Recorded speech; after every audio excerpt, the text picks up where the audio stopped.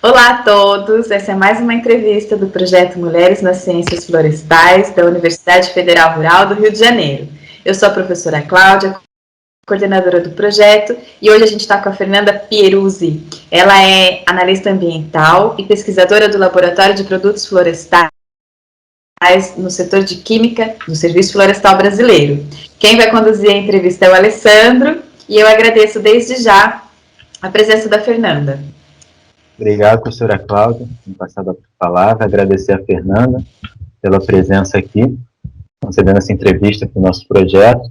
A gente fica feliz de receber mais uma vez uma pessoa que trabalha no Serviço Florestal Brasileiro. Geralmente a gente tem conversado com muitas pesquisadoras com atuação mais nas universidades, né, diversas regiões do país, e hoje mais uma vez a gente vai falar com uma pesquisadora do Serviço Florestal Brasileiro. Então, minha primeira pergunta para a Fernanda, aquela pergunta é padrão para que pedir para a Fernanda se apresentar, para que o nosso público possa conhecer, né, as informações da carreira profissional delas, as informações acadêmicas dela, curso que ela realizou, né, na sua graduação, a pós-graduação que ela fez. Então, para resumir um pouco da sua trajetória profissional até aqui dentro desse universo das ciências florestais. Por favor, Fernanda. Bom, gente, primeiro, bom dia a todas e todos. Agradeço a oportunidade de contar um pouquinho aqui da trajetória, assisti alguns vídeos, eu gostei muito, assim, do projeto, achei de muito valor, né, nesse momento que a gente vive, de tanta necessidade da gente alcançar a igualdade de gênero, né, igualdade de direitos, e agradeço à professora Cláudia e o Alessandro e a toda a equipe do projeto.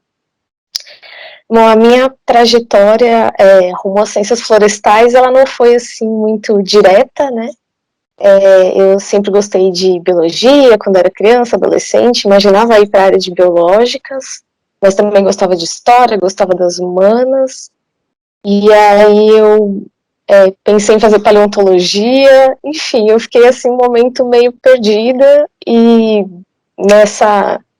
nesse pensamento aí, eu acabei conversando com uma professora, que eu queria ser pesquisadora, né, uma professora do ensino médio, e a primeira coisa que ela falou para mim é, mas você quer ser pesquisadora? Você sabe que você não vai conseguir ter uma família, né, casar, ter filhos, está preparada? Aí eu já levei um susto, assim, falei, nossa, é assim mesmo, e aí eu pensei, bom, vamos encarar, né, já estava ali pré-vestibular, tendo que decidir, e vi que teria que fazer uma pós-graduação, tal. Bom, no final das contas, eu ingressei nas ciências biológicas e me apaixonei pelas disciplinas de plantas e quis focar mais para essa área. Até cheguei a trabalhar um pouquinho no departamento de evolução humana, que também foi uma experiência muito rica, mas acabei indo para fisiologia vegetal, onde eu fiz iniciação científica, fiz meu mestrado e fiz o doutorado. Então, trabalhei o meu mestrado e a iniciação científica foi mais essa parte de estudar os reguladores vegetais, né, os ditos hormônios aí de plantas, durante a germinação, né, de algumas nativas, e no doutorado eu foquei mais com a araucária, né, os estudos para a gente tentar criopreservar aí as células, as sementes e toda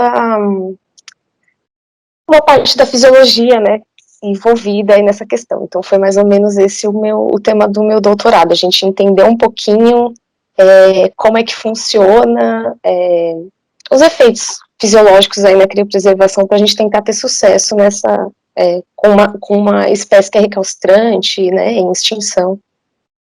Durante o doutorado, na verdade foi, acho que no final do mestrado, abri um edital, a gente estava naquele período de florescimento ali da ciência, abrindo muito concurso, universidades sendo formadas, e apareceu esse concurso do Ministério do Meio Ambiente, que eu passei, eu estava no finalzinho do doutorado, quando eu fui convocada, e aí fui para o Serviço Florestal Brasileiro.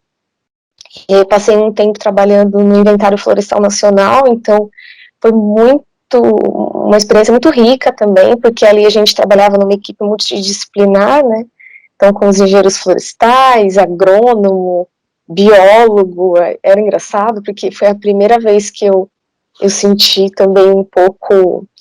Eu não sabia que existia uma certa rixa, assim, entre as carreiras, e então é interessante também a gente perceber, e a biologia é um curso muito feminino, né, tem muitas mulheres, e aí eu percebi isso na engenharia florestal, como era uma coisa mais masculina também, então Brasília, assim, fez ver um outro mundo que eu não conhecia, assim.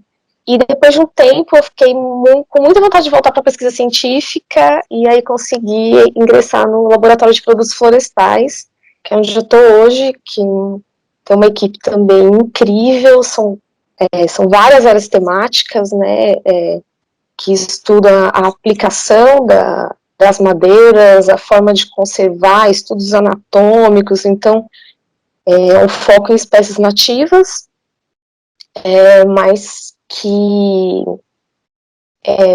são várias áreas de estudo em torno dessas espécies para a gente poder saber como melhor trabalhar essa espécie, como melhor conservar, quais as aplicações que a gente pode fazer com ela, se de repente tem uma molécula biotecnológica que seja interessante, então é uma área tem muita pesquisa interessante, vale a pena, e quem quiser também trabalhar com a gente, fazer trabalho com a gente, são muitas áreas aí que pode ser que a gente trabalhe em cooperação com as universidades e outros centros de pesquisa.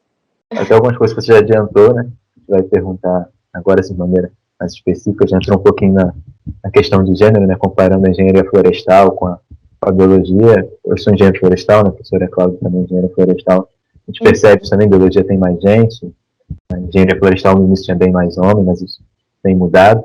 Vai perguntar agora para você sobre seu interesse pelas plantas, né? Como você falou, você é biólogo, e a biologia, né, bem ampla, né? Poderia ter trabalhado com partiologia ou com microbiologia, botânica, biologia marinha, etc. Tem várias sub-áreas na biologia. Como é que surgiu o interesse, né? Você falou um pouco durante a graduação, de estudar plantas, aí você estudou araucária, né, no seu doutorado.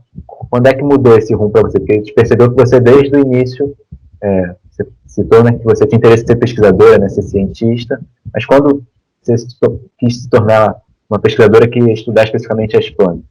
Quando a gente estuda planta no ensino médio, no fundamental, a gente estuda, acho que de uma forma muito maçante e desinteressante. As plantas são muito mais legais do que ficar decorando xilema e floema e aquelas, não é? Gente, como que um jovem vai gostar daquilo? É muito chato. Mas eu tive sorte, assim, no ensino médio, eu tive uma professora que abordou, mas eu não tive aula de botânica com ela, mas ela abordava, assim, do ponto de vista evolutivo, os grupos de animais e plantas, o que tornava tudo muito mais interessante. A professora Magda, hoje ela dá aula no Mackenzie para formação de professores. Eu tenho, nossa, uma satisfação muito grande ter tido aula com ela, porque eu acho que uma das pessoas que me influenciou para ir para biologia foi ela, assim, pelo jeito, pela forma como ela trabalhava e ensinava pra gente. E aí quando eu tinha também esse meio preconceito de estudar botânica, né, porque aquela coisa, a planta é o cenário e os bichinhos é que são legais, né. A gente vê isso, eu às vezes quando eu tive a oportunidade de ir no Jardim Botânico, no Kew Gardens, em Londres, e próximo ali de Londres, né, e aí eu vi uma criança pegando uma sementinha do chão e mostrando pra mãe toda animada, e aí, olha mamãe, tal, e aí a mãe olhou, tá. Eu falei, meu Deus, estamos desperdiçando um futuro possível pesquisador de sementes. Então, acho que a gente cresce meio que achando as plantas desinteressantes. E dentro da universidade, as disciplinas fizeram ter outra visão. Assim, a forma como os professores tornavam tudo mais interessante, o estudo baseado de uma forma evolutiva, né, ver as famílias de plantas de uma forma evolutiva e não só de classificação, eu acho que isso as tornou, assim, para mim, muito mais interessante e despertou essa paixão, assim, que eu tenho até hoje. E eu já gostava também de semear coisas quando eu era criança, eu achava essas coisas, assim, uma brincadeira divertida. Tive influência do meu pai, da minha avó também, que plantavam muita coisa em casa. Então, assim, eu acho que eu já tinha já gostava de algumas coisas, mas quando eu ia estudar de forma mais científica, a planta era tudo muito chato, e quando eu entrei na universidade que eu vi que que a gente poderia estudar de uma forma muito mais interessante, que nem sempre os professores passam, né, isso quando a gente está no ensino médio ou no fundamental. Então, eu acho que isso foi a grande chavinha que mudou ali para mim, para o meu interesse para as plantas. E também eu tenho que confessar que trabalhar com planta é muito mais tranquilo do que trabalhar com bicho, né? Então, eu gostava de fisiologia animal, mas eu não tenho o menor perfil para sacrificar uma cobaia. É muito complicado isso para mim. Eu sou protetora independente de bicho abandonado, assim, é muito. Eu acho super difícil. Então, acho que isso também era uma dificuldade de eu trabalhar com bicho. Aí, trabalhar com esqueleto era algo interessante, e eu comecei lá na evolução humana, mas na época também, acho que eu estava num momento de vida que aquelas coisas que a minha professora do ensino médio me falou sobre ser pesquisadora mulher, ter família e tal, começou a pesar um pouco para mim. E expedição arqueológica é algo que você passa um mês fora, né, com a equipe escavando e depois volta. E no Brasil a carreira é muito complicada, então eu estava vendo todo mundo sair do país. E, né, os que conseguiam uma posição era fora do país, e eu falei, gente, não, tá muito complicado isso daqui.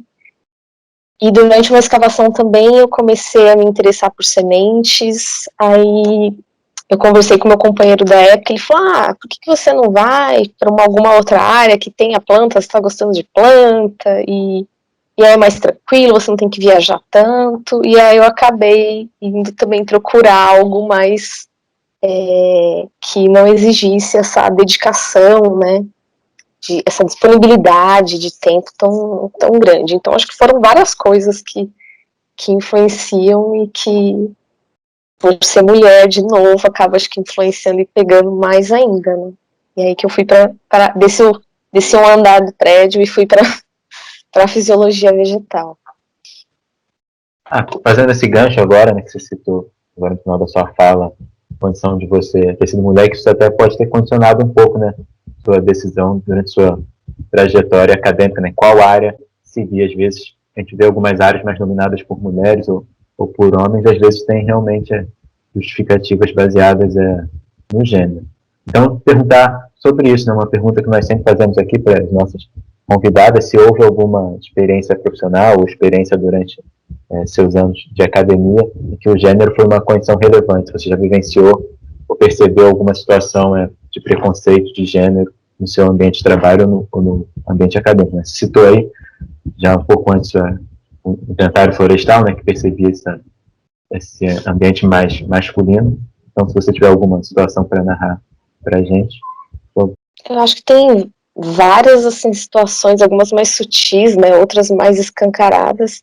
Essa do IFM foi algo que ficou muito marcado, assim, para mim, porque eu não ia a campo, não era minha função, mas eu avaliava os trabalhos que chegavam. E a gente tinha um combinado, assim, com as empresas, né, uma orientação que as empresas contratassem mulheres também, não deixassem de contratar mulheres, que existe ainda muito preconceito, acho que tá mudando, né, tá tendo mais mulheres na engenharia florestal, e a gente vai ter que se impor aí. E acho que quando essas mulheres começarem a gerenciar essas empresas, também acho que vai melhorar, porque existe ainda esse preconceito, sobretudo nos trabalhos de campo, de que a mulher seria menos capaz ou conseguiria menos do que os homens, e aí acontece que as empresas acabam, para esses trabalhos de campo, contratando menos mulheres. E a gente tem dentro do IFM uma parte, né, dessa pesquisa, que são as entrevistas, né, socioambientais. E a gente percebia que quando ia um homem ou dois homens nas casas, e eram em horários que geralmente os homens estavam trabalhando fora, as mulheres não queriam receber essas pessoas, porque sei lá, batendo uma pessoa aqui na minha casa, dizendo, fazendo uma pesquisa, e era uma pesquisa longa. Então não era uma coisa de 5 minutos que você faz em pé ali no portão, às vezes a pessoa tinha que entrar na casa, enfim. E aí a gente percebia que o fato de não ter mulher junto com esse homem ali na hora da entrevista, acabava que a recusa das entrevistas eram muito maiores. Então a gente sempre ficava pedindo para a empresa, mostrando a importância, mas isso era uma coisa que a gente via, assim, muito escancarado mesmo, assim, os empresários, eles falavam que gostavam mesmo de contratar mais os homens porque elas aguentavam mais. E outras situações, eu acho que dentro da universidade eram coisas mais sutis, eu não senti tanto preconceito, justamente porque a gente tem muita professora mulher, eu acho que isso diminui, mas às vezes algo que eu até comentei na entrevista escrita, que eu sentia que às vezes as meninas, elas tinham, existia um rigor a mais com as meninas, assim. A gente tinha que ser excelentes executoras, né? Então, às vezes, um menino escrevia um relatório mais ou menos, e a professora, você não pode ser assim, você tem que escrever direitinho, né? Um menino tão bonito. E com a gente já era uma coisa, não.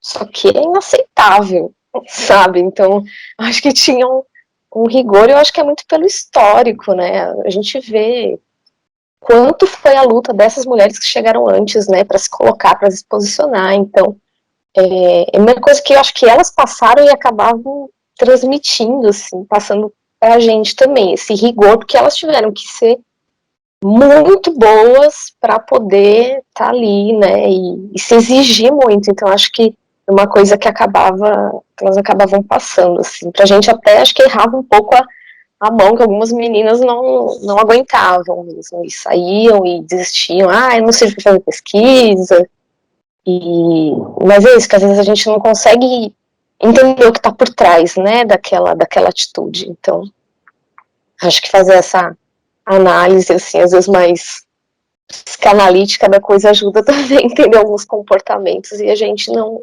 desanimar e seguir mesmo, né, e aproveitar o caminho que elas abriram e agradecer, né, e ser grata e conseguir ir adiante. E em Brasília,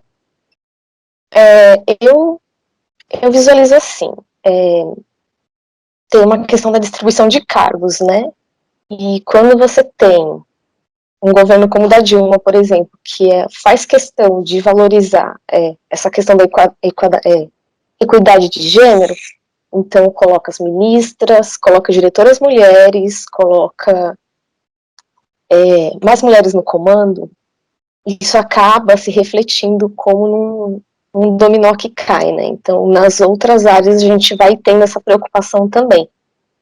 Para mim, a queda da Dilma, ela foi muito... ela refletiu, assim, uma mudança muito drástica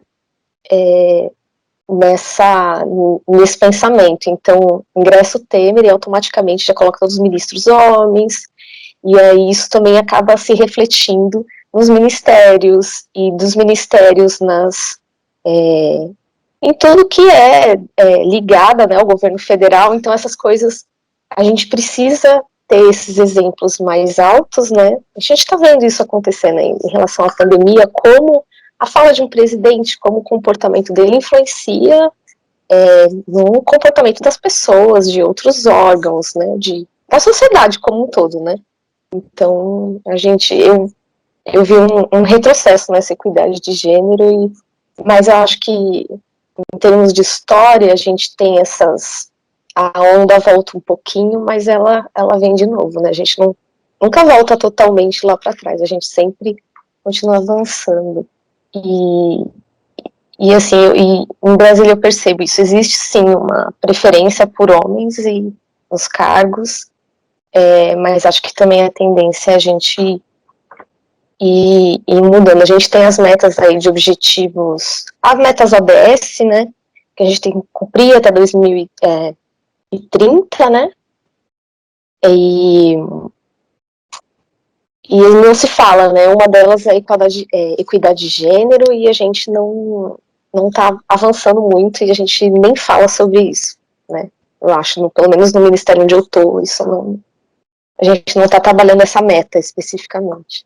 Eu achei interessante, Fernando, a colocação que você fez logo no início sobre como pode ter, né, diferença no tratamento de homem e mulher na seleção de cargos e funções. Por exemplo, quando você falou que no inventário florestal, né, a parte socioeconômica, tinha que visitar alguns locais e, por vezes, poderiam selecionar mais mulheres porque elas tinham mais facilidade de ingresso nas residências. Mas também mostra como essa diferenciação, né, na profissão pode afetar tanto mulheres quanto homens. Os homens também, nesse caso, podem sofrer de não conseguir executar tão bem suas funções por não serem bem recebidos por aqueles, e aí tanto afeta a mulher, porque acaba sendo mais deslocada para essa função, e às vezes não era o desejo dela, como pode afetar também os homens que não conseguem executar tão bem aquela função, porque quem está recebendo tem algum preconceito com o gênero masculino, questão de violência, né, se achar inseguro. Então, essa questão, quando a gente discute aqui gênero, não é só para a mulher estar sofrendo, né,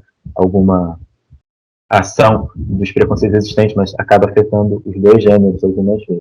A gente coloca, né, sempre a questão aí da mulher, claro, porque ela é o maior alvo, mas com certeza tem o outro lado também da história que os homens sofrem também aí, né, com essa questão que você exemplificou, por exemplo.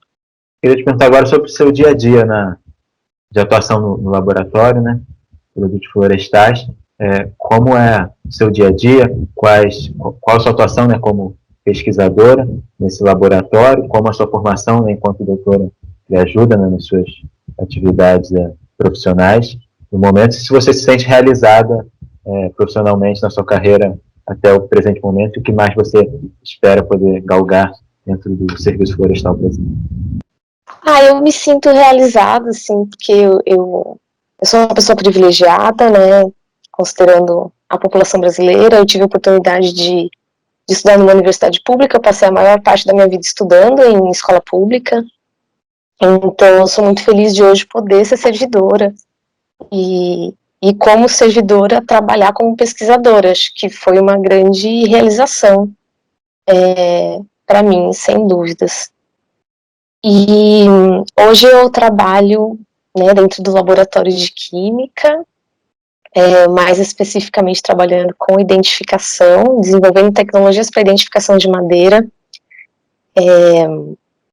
Estou trabalhando com o NIRS, que até a professora Graciela teve uma grande influência aí para levar esse tema. No LPF, a gente trabalha junto com o pessoal da anatomia, então desenvolvendo modelos para identificar as espécies nativas, né, diferenciando de outras que são visivelmente semelhantes, e também do apoio, né, os outros temas que são abordados ali dentro da própria química, né, de extrativos, de vários outros ensaios que são realizados ali.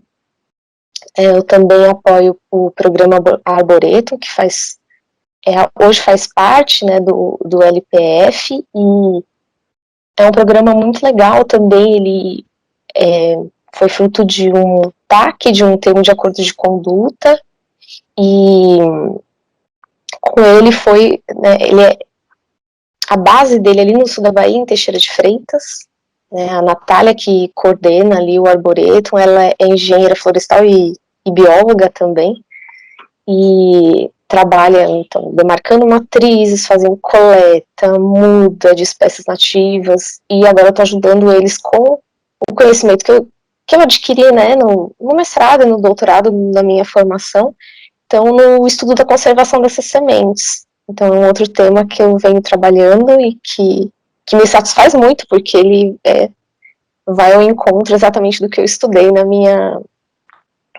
pós-graduação, né, estudar como melhorar a conservação dessas sementes e verificar quem tem um comportamento mais ortodoxo, recalcitrante, como a gente trabalhar isso. E, assim, e a gente trabalha de forma integrada, né, na verdade, no LPF, porque são 5 áreas. A gente tem anatomia, tem 5, 6, né, anatomia, tem a energia, a química, a secagem, a engenharia, o setor de produtos. Então, são várias áreas ali que trabalham de forma integrada. Então a gente trabalha também com o pessoal das concessões, quando eles fornecem alguma madeira, alguma amostra para a gente, então todas as áreas se juntam ali para estudar aquela madeira, cada um vendo, um vê a resistência, outro vê a anatomia, a gente vê a parte de química, então a gente tem a nossa biblioteca também, enfim, é um laboratório grande, assim, no sentido de frentes de pesquisa, bastante integrado, acho que eu estou muito feliz, assim, de estar trabalhando nesse lugar e continuar a pesquisa. Acho que esse é o principal, assim, para mim. Minha próxima pergunta, Fernanda, é sobre quais dicas e recomendações você pode dar para as pessoas que estão começando a ingressar nesse mundo da pesquisa científica, né? É interessante você falar logo no início da entrevista que sonhou, né, com esse tipo de atuação desde quando você era mais jovem, né, adolescente, ainda na escola. Então, dá para perceber que uma pessoa tinha vocação e correu atrás dos seus sonhos, né, e conseguiu alcançar. Então, quais dicas, recomendações você pode dar nesse momento, né, da sua carreira, que já alcançou, né, grande parte das realizações que você queria, para aqueles que estão começando, estão iniciando, estão nesse momento de sonhar em seguir na área como pesquisadoras, como cientistas? O que você pode falar, principalmente para meninas, né, para as mulheres? Bom, primeiro para persistir, né?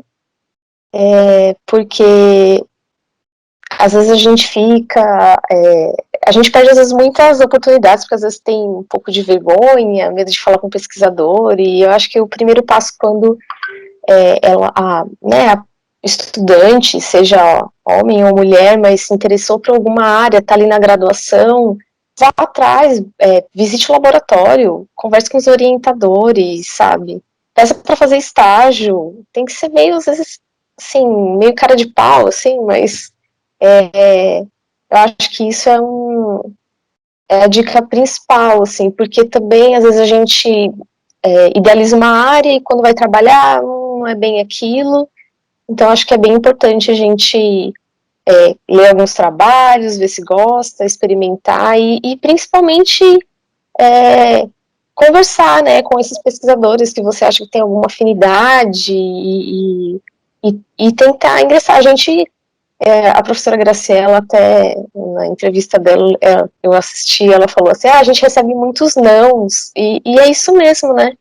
Então, às vezes, vai receber um monte de não. Tem professor até hoje que nunca respondeu meu e-mail pedindo para visitar o laboratório, mas tudo bem, a gente faz o que dá e de uma maneira ou de outra a gente vai agarrando uma oportunidade aqui e outra lá, a gente vai caminhando e até chegar em algo que a gente se sinta satisfeito, né, e realizado. Legal. Vou perguntar agora à professora Cláudia se ela tem alguma pergunta específica para fazer para a Fernanda. Sim, Fernanda, madeira é uma coisa que desde sempre no Brasil teve interesse, né? A gente sabe que a engenharia florestal, ela nasceu por conta do conhecimento necessário das nossas madeiras e foi uma profissão super importante por um período, né, no Brasil. E eu sei, assim, eu lembro de ver estudos muito antigos sobre a anatomia, sobre essas características físicas e mecânicas da madeira. E aí você traz assim uma realidade de que a gente ainda está fazendo esse tipo de pesquisa. Então eu queria que você falasse assim, se a gente evoluiu em termos de tecnologias que são utilizadas nessa área, se na verdade a gente está descobrindo outras espécies, ou se na verdade, eu não sei, eu estou perguntando mesmo, ou se a gente tem assim novos usos, né, que estão sendo feitos com as madeiras e por isso a pesquisa para mostrar para a gente o porquê que é tão importante continuar fazendo esses estudos e se você conseguir assim também mostrar para as pessoas o quanto que isso é importante para a conservação, porque muitos ainda pensam que usar as madeiras nativas é algo que vai de contrário à questão da conservação ambiental. Então, se você puder explorar um pouquinho esse assunto. Isso, o serviço florestal, a vocação dele é exatamente essa, né? Então, é fazer o uso sustentável dos produtos florestais, sejam eles madeireiros ou não madeireiros. A gente percebe que quando você tem uma área com concessão, ela acaba sendo melhor conservada do que uma área que infelizmente a gente não tem hoje ainda condições. A gente está vendo aí que é muito difícil, né, a gente fazer uma fiscalização sistemática das nossas áreas de floresta, né,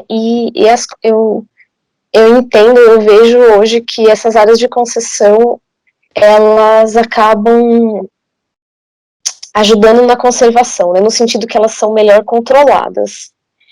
Além disso, o manejo nessas áreas também tem um controle muito maior. Então, a gente tem um sistema de cadeia de custódia que uma pessoa lá na Holanda que quer saber de onde está vindo aquela tábua específica, a gente consegue rastrear isso e chegar até o ponto de GPS de onde aquela árvore foi extraída. Isso é um avanço muito grande em relação a outros documentos que a gente tem, como o DOF, do IBAMA, né? E aí, nesse sentido, eu acho que a gente consegue fazer um manejo mais controlado dessas espécies e de forma com impacto muito maior do que outros tipos de manejo. Então, eu acho que é um modelo, assim mesmo, a ser seguido, né? Hoje é claro que a gente está tendo um desmatamento desenfreado, a gente voltou aí, né, a ter um desmatamento muito grande, e até algumas áreas dessa a gente recebe alguma notícia de invasão, né, mas isso aí é uma questão mais alta aí de gestão que a gente precisa resolver. E eu gosto muito do slogan do IFN, que é conhecer para conservar. Então, eu acho que essa questão da gente estudar as nossas nativas, elas servem não só para usar essas nativas e, de repente, fazer um trabalho para fazer o plantio delas, né?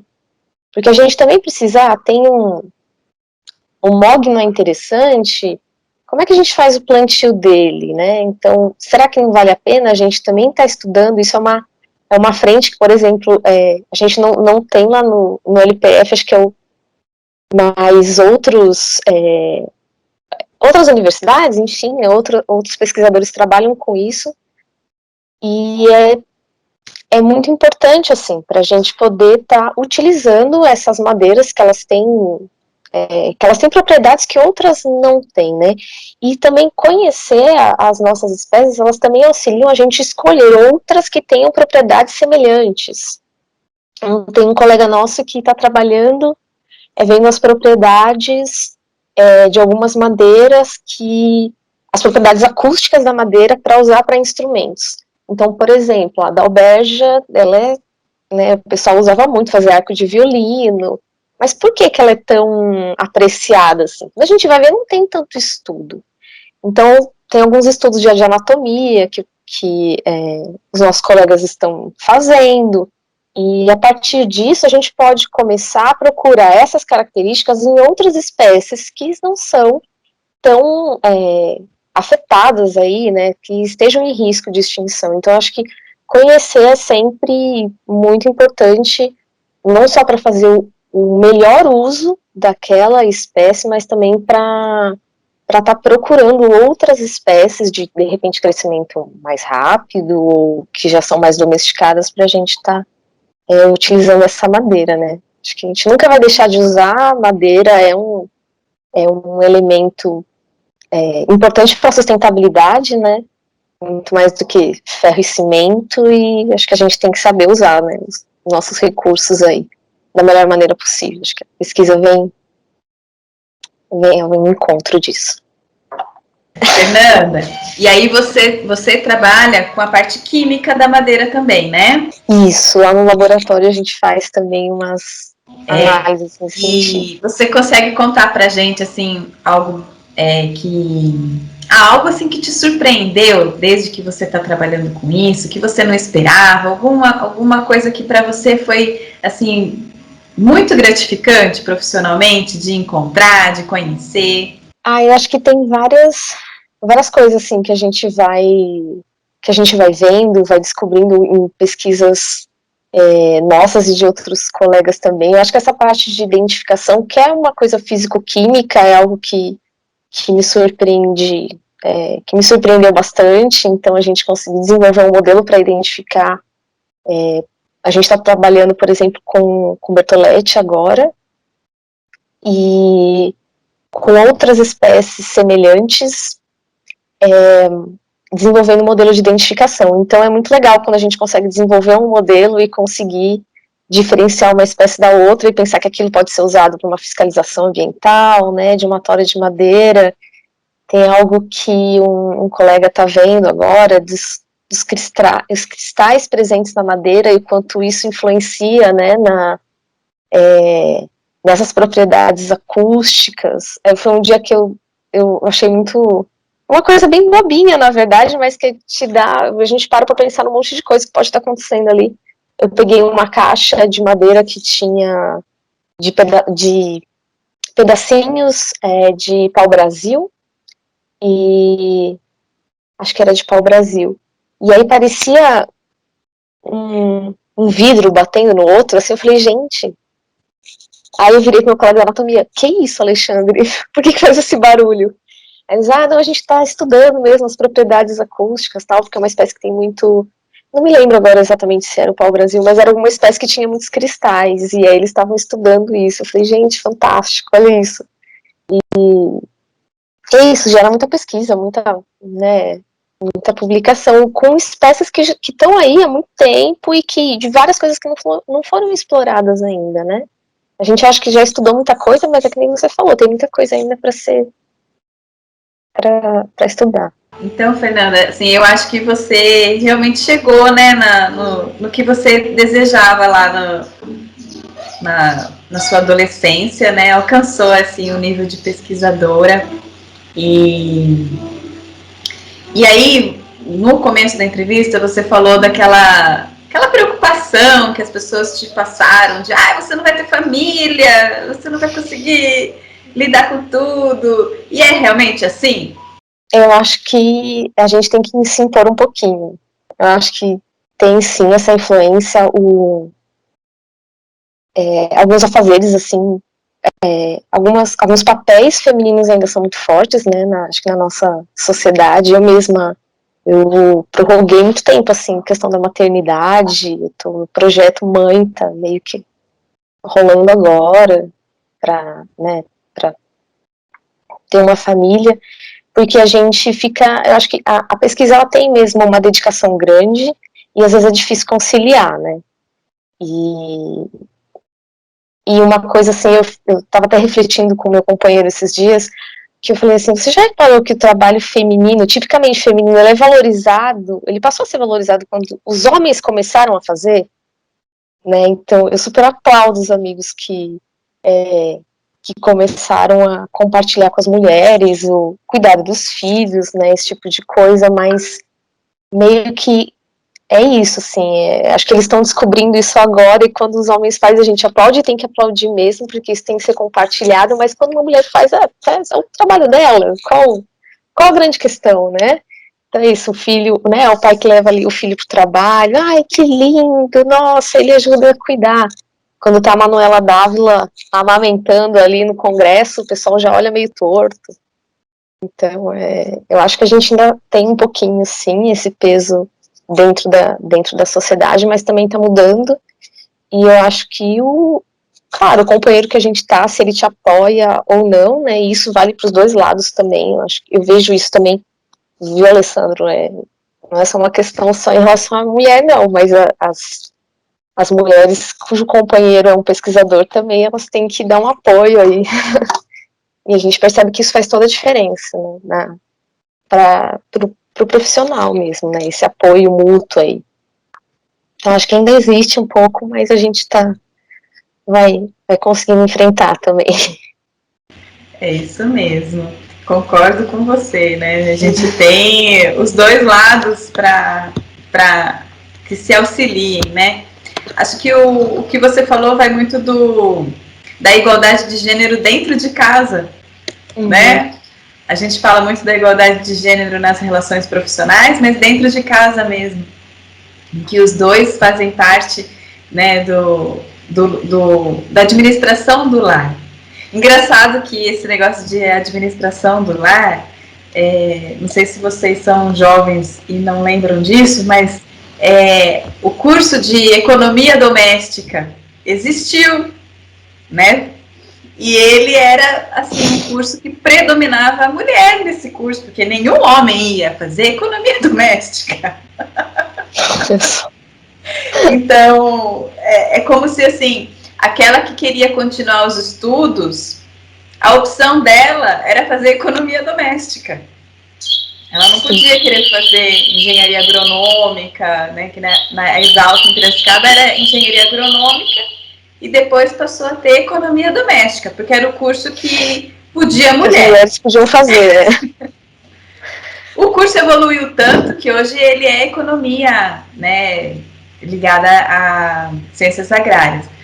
Mas veja que essa mentalidade, né, de que quem cuida do lar tem que ser a mulher, e tinha até uma faculdade específica daquelas que são as mais ousadas e querem estudar economia doméstica. Serem boas donas de casa, é interessante isso. Uma vez eu estava assistindo o presidente de Portugal, estava passando aleatoriamente um programa num lugar que eu estava, na televisão, e ele contava que precisaria ainda, a partir de um estudo, 5 gerações para que o trabalho doméstico alcançasse a equidade. 5 gerações, a gente está falando de Portugal, que é um país mais avançado do que o Brasil nessas relações. Então, a gente tem que avançar. Isso que você falou aí da economia doméstica mostra isso. A PEC das domésticas, né? As domésticas vieram a ter direito trabalhista muito recentemente, né? Então, esses trabalhos tipicamente femininos desvalorizados. Né? E que, como vocês falaram, né? Se, por exemplo, se eu for contratar diarista e na lista tiver um homem como diarista, talvez eu não chame ele. Né? Por um preconceito de ser homem. Talvez ele não cumpra a função direito. O que realmente eu conheço homens que cumprem a função doméstica muito melhor do que as mulheres. São mais detalhistas, são, né, tem mais força, cuidadosos, tem mais força. Faz toda a diferença. É uma mudança realmente geral de pensamento que a gente precisa ter dos dois lados, né, para chegar nessa igualdade aí sonhada. Sim, com certeza. Mas a gente chega lá. Eu até brinco, eu fiz uma parte do meu doutorado nos Estados Unidos, e aí eu abri minha cabeça também, porque ninguém tem empregada doméstica, né, enfim, né, outro estilo de vida, as relações de desigualdade social também são menores, e tinha muito homem na limpeza. Então, por exemplo, nos órgãos, hoje a maioria do pessoal da manutenção e da limpeza são mulheres, né, e lá tinha muito homem. Eu falava, gente, que incrível, porque eles têm muito mais força. Então, às vezes precisava fazer alguma coisa, gente, isso aqui é coisa, limpeza tinha que ser feito por homem mesmo, gente. Então, eles são muito melhores do que a gente para fazer isso daqui, nem eu, né? Claro, não que as outras mulheres não façam bem feito, mas, enfim, acho que é um preconceito também, né, que a gente tem, que também precisa ser derrubado. Eu vejo que, pessoal, os homens que escolhem fazer pedagogia sofrem também muito preconceito na hora da contratação, porque a função de professora de crianças ou de cuidadora de crianças sempre foi, né, em termos culturais, da mulher. E isso também é um erro da nossa sociedade, né? Por que não o homem ser um bom cuidador de crianças? Então, assim como o risco que tem de um homem ou de uma mulher causar algum mal à criança é igual, né? Então, a gente precisa repensar realmente os nossos valores e conceitos. Mas, Fernanda, eu quero sim agradecer muito sua participação. foi muito instrutivo, tudo que você falou. Com certeza vai inspirar muitas pessoas aí a seguirem a carreira florestal como pesquisadores. Também você trouxe um panorama muito bom, muito incentivador realmente do serviço florestal brasileiro, né? Aquela desmistificação do que é esse setor, né, governamental, qual a importância dele, tá aí fazendo o quê, né? Então você mostrou pra gente que sim, tem um trabalho muito importante que está sendo feito e que gera realmente a conservação ambiental das nossas florestas. Gostei bastante também da entrevista. A Fernanda falou no início que podia estar um pouco tímida, assim, né? Achei que ela mostrou bastante desenvoltura, falou bastante, explicou bem sobre o Serviço Florestal Brasileiro, o que ela faz lá no laboratório, tocando nas questões de gênero. Agora, mais no final, comentamos também o preconceito dos dois lados, né, que homens podem sofrer, mulheres podem sofrer. Então, eu pessoalmente gostei bastante da entrevista de hoje. Eu que agradeço e, assim, convido todo mundo para conhecer o laboratório. A gente tá, agora na pandemia não está dando para conhecer, mas mesmo assim as conversas virtuais aí continuam, a gente está super ativo, está aproveitando para pegar resultados, escrever, mas se algum estudante se interessar, a gente conversa, deixa as coisas combinadas para quando a gente voltar. Lá todo mundo é muito aberto mesmo para fazer trabalhos em cooperação, e está todo mundo convidado para conhecer melhor lá as linhas de pesquisa. Eu super agradeço, parabenizo vocês aí pelo projeto, me solidarizo aí com o Alessandro, pelo que às vezes que ele deve sofrer. Não, e é sério, eu sempre falo que eu sou obviamente feminista, porque existe o machismo, mas a ideia é trazer os homens juntos, né? Não deixar eles. Eu ouço essa coisa de não ouvir opinião aí. Ah, não, você não tem o seu lugar de fala, você é homem. Não, eu quero ouvir, eu quero que ele tenha a mesma opinião, de preferência que a minha. Então, acho que a gente tem que se unir aí. E eu vejo que muitos homens estão na nossa luta aí também. Então, é muito bom. Então, Fernanda, um abraço para você, bons trabalhos e a gente vai mantendo contato. Muito obrigada pela participação.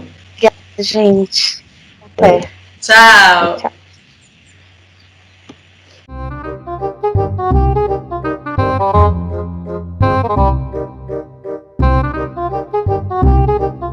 Tchau.